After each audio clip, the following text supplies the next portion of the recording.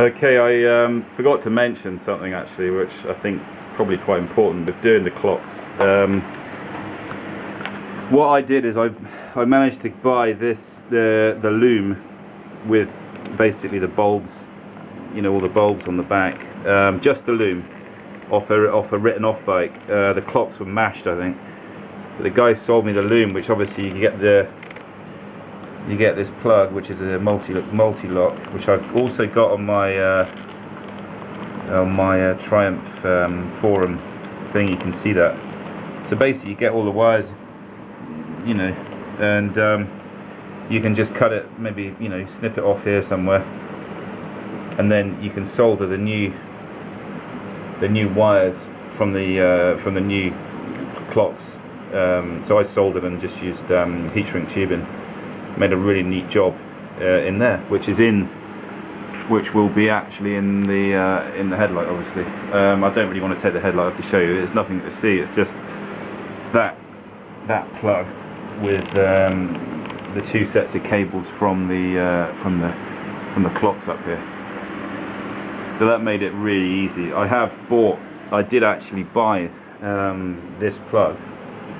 I've got the plug and the pins, in which you can't really see because they're kind of embedded in there.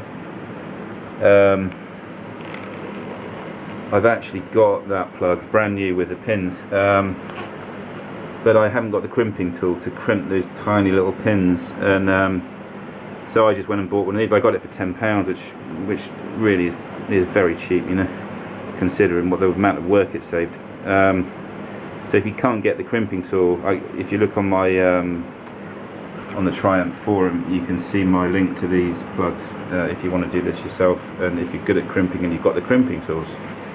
I'm going to keep the clocks, obviously, because apart from the rev counter doesn't work, I'm going to keep them.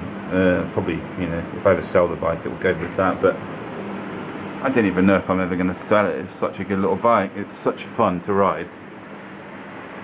And I actually got this really cheap. I didn't pay very much for it. I know they go for like $4,500, but I didn't even pay half that for this. And I'm not going to tell you where I got it from, but it wasn't dodgy or anything. It's just I just very lucky. It needed a bit of fixing around, but everything, generally the whole bike was fine. Everything was fine in it. It just needed, like, you know, the brake caliper sorting out. The rear brake caliper I had to sort out. That was seized up. Just hadn't really been very well looked after, but the engine was absolutely perfect. The engine and everything else is fine, and there's no damage on it at all.